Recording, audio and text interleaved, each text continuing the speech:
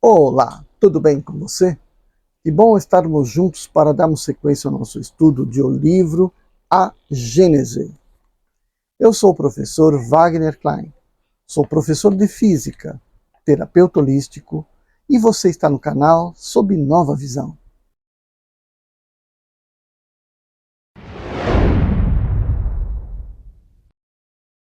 Hoje, em Revelações do Globo, capítulo 9, nós vamos para o item Cataclismos Futuros.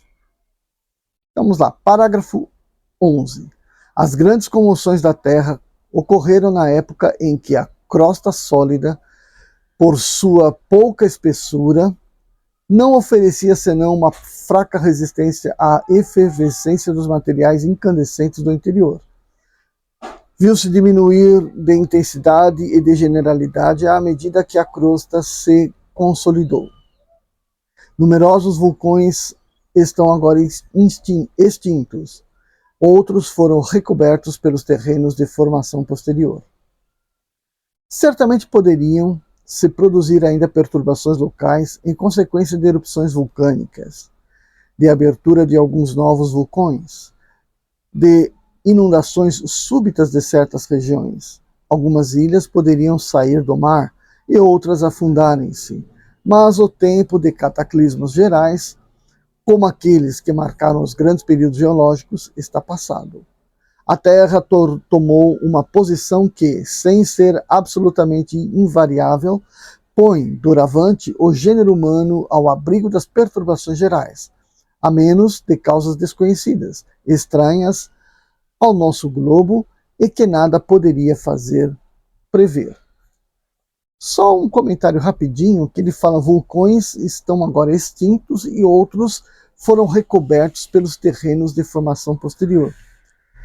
Então, o vulcão que foi recoberto, então ele está com, ele não está extinto, né?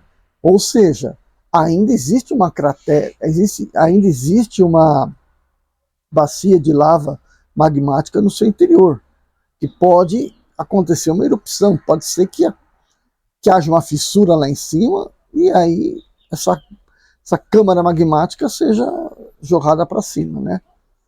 Então isso é uma suposição que eu estou colocando aqui. Agora, quando eu falo do vulcão que agora está extinto, é porque já não tem mais a câmara magmática por baixo. Aquilo tudo se esvaziou.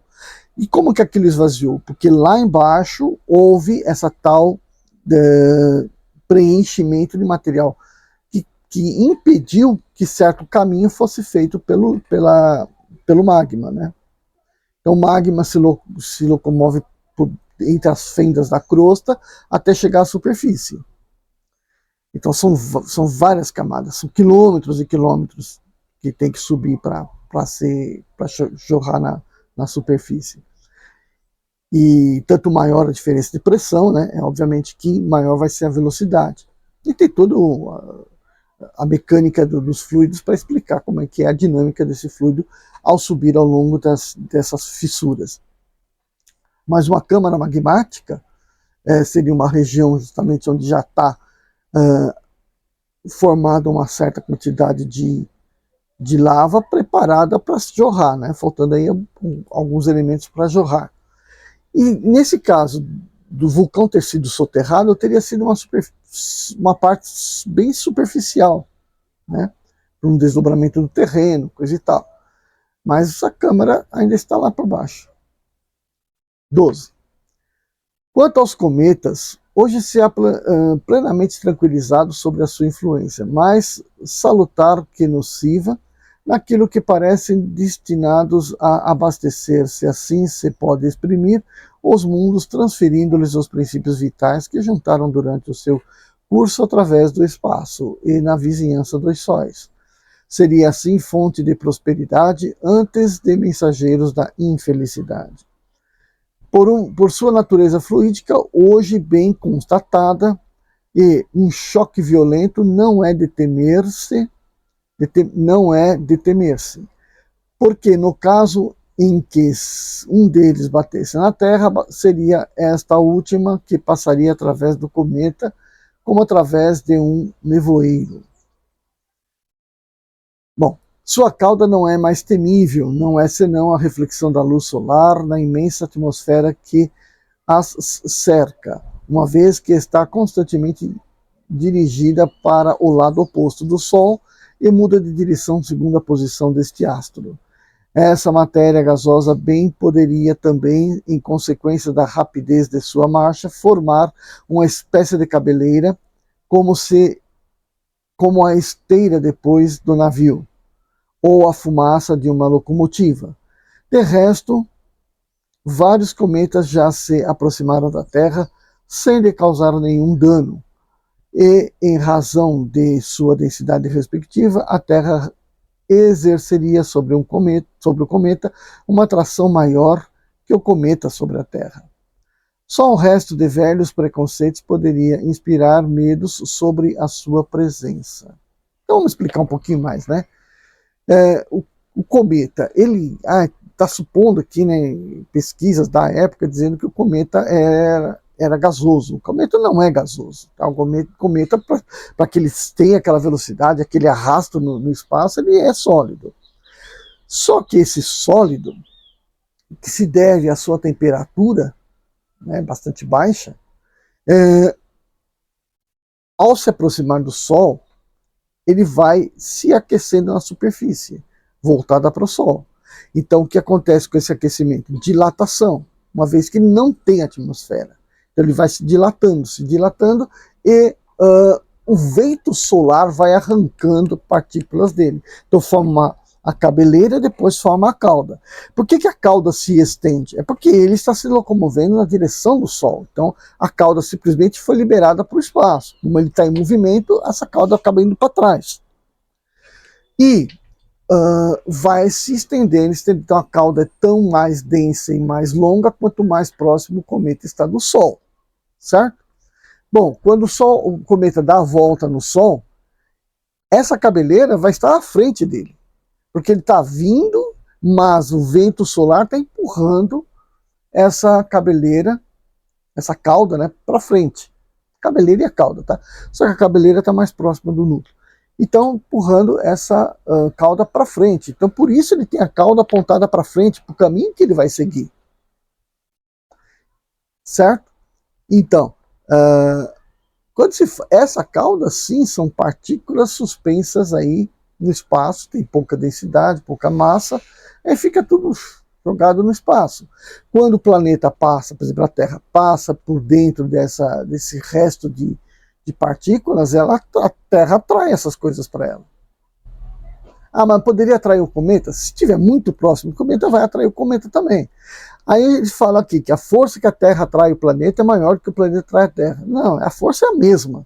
O deslocamento do cometa, no caso, caindo na Terra, seria por conta de que ele é o corpo mais leve, tá? Menos massivo, na verdade, né? O corpo menos massivo. Mas a atração é a mesma, tá? Força da equação de Newton, lá, força gravitacional. Tá, aí o que acontece? O corpo vai cair, o cometa vai cair na Terra, vai espatifar, vai causar um transtorno. Por quê? Porque o cometa é um asteroide. O cometa é um asteroide que está lá tranquilão na vida dele lá. Só que um dos planetas gigantes o atraiu e jogou ele para dentro do sistema. Aí alterou a sua órbita de forma que ele perdeu aquela órbita em torno do Sol, junto com toda a quantidade de asteroides que está junto com ele, e acabou tendo uma órbita bastante fechada, bastante excêntrica, que vai contra o Sol. E aí, nesse caminho, ele vai cruzando as órbitas dos demais planetas, podendo colidir com algum deles. Certo? Então, isto é o cometa. Provavelmente não, uma das probabilidades é que materiais como ouro, a prata, né, tenham vindo de algum cometa, algum asteroide, né, que na forma de cometa foi jogado contra a Terra. Acertou a Terra. Portanto, a gente tem os veios de ouro, de prata, assim, como se fosse alguma coisa entrando na Terra, né? Então, poderia ser uma explicação, uma explicação para termos esses elementos aqui na Terra. Às vezes não precisa estar vindo tão longe, eles poderiam estar aqui, né, no cinturão dos asteroides, e ser jogado para dentro. Perfeitamente. Ouro, prata, platina, tungstênio. Enquanto que a água que nós temos em abundância talvez tenha vindo de asteroides mais distantes, também da mesma forma jogados para dentro e que colidiram com a Terra, colidiram com Marte, colidiram com a Lua, colidiram com um deles aí e vai enchendo de água, porque na Terra, né, a distância que nós estamos do Sol, você vai encontrar a água no seu estado líquido devido à temperatura aqui. E aí, portanto, nós temos os oceanos. Se estivéssemos mais distantes, poderíamos não ter esse oceano, poderíamos ter simplesmente gelo. Então vai depender, né, de como que está a temperatura da substância. Bom? Seguindo. Parágrafo 13. É necessário, igualmente, relegar entre as hipóteses quiméricas a possibilidade do encontro da Terra com outro planeta. A regularidade e a invariabilidade das leis que presidem ao movimento dos corpos celestes tiram a esse encontro toda a probabilidade. A Terra, todavia, terá um fim. Como? É o que está no domínio das conjecturas, como, porém, ela ainda está longe da perfeição que pode alcançar, e da velhice, que seria um sinal de declínio. Os seus habitantes atuais estão assegurados de que isso não será no seu tempo. Bom, então vamos fazer mais comentários aqui. A possibilidade de encontro da Terra com outro planeta está dizendo que essa probabilidade está descartada na atualidade. Tá? Mas durante a formação da Terra, é quase que unânime na astronomia que foram dois corpos que se colidiram para formar a Terra. Então havia na mesma órbita, dois corpos que rodando, acabaram se chocando. E desse choque surgiu a Lua. Tá? Então isso seria lá na formação do planeta. Então a Terra ainda era pastosa. E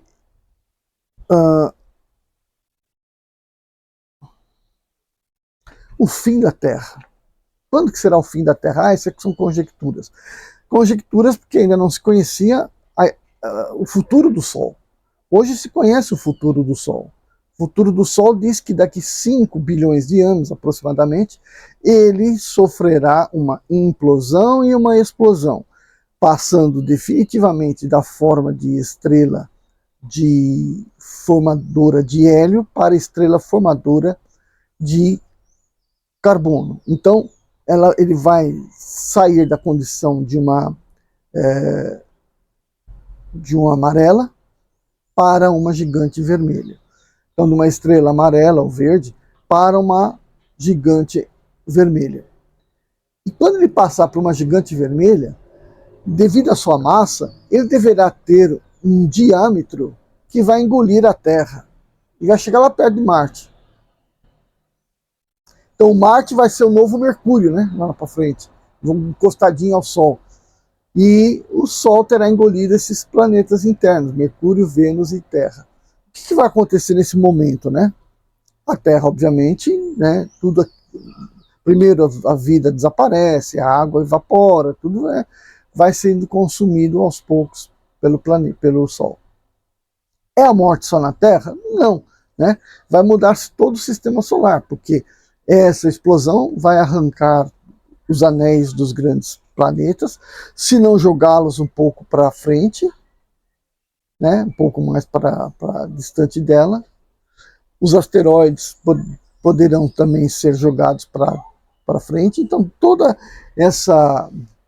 esse sistema solar vai se remoldar. Né? Bom,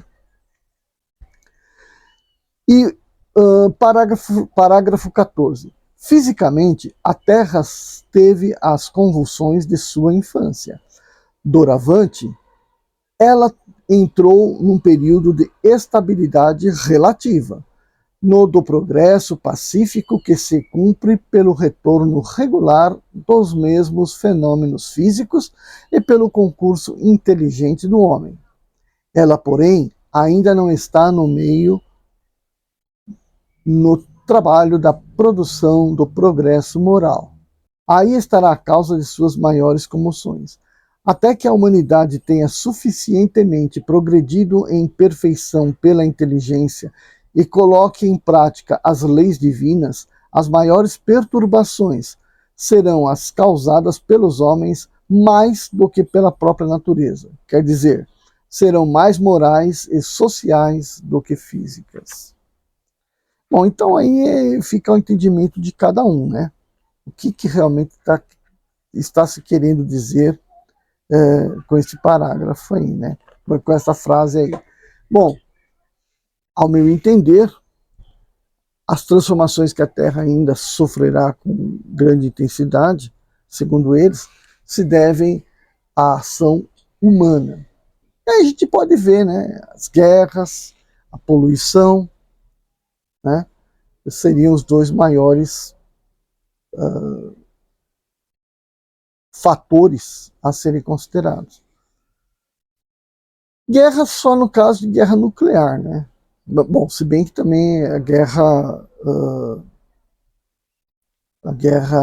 não nuclear, né, a guerra mais passiva, ela também detona campos, rios, água e tudo mais, envenena regiões.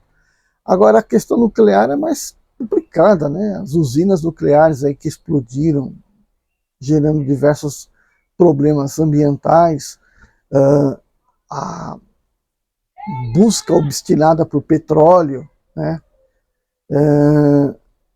Que não deveria mais existir, mas que existe por conta da ganância do homem, as queimadas, a destruição do pasto, né? Do pasto não, a destruição da floresta em virtude de criar-se pastos, enfim, tudo isso, né? As construções, o aterramento de lagoas, toda essa transformação que o homem vai promover na superfície do planeta vai provocando o que a gente sabe do aquecimento global e as suas benditas consequências aí, né?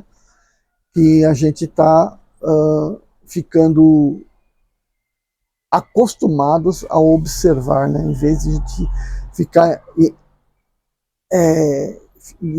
ficar meio que assustado, repreensivos, pensando, as pessoas estão ficando acostumadas a ver esse tipo de coisa, né? E isso é muito ruim. Bom, gente, eu achei que daria para fazer dois itens aqui, mas acabei fazendo discussão, ficou um pouquinho longo. E ainda então tem mais um videozinho para a gente terminar o capítulo 9, tá bom? Vejo você no nosso próximo vídeo. Ah, não esqueça de deixar o seu like e se inscrever no canal, tá bom? Vejo você no nosso próximo vídeo. Tchau, tchau.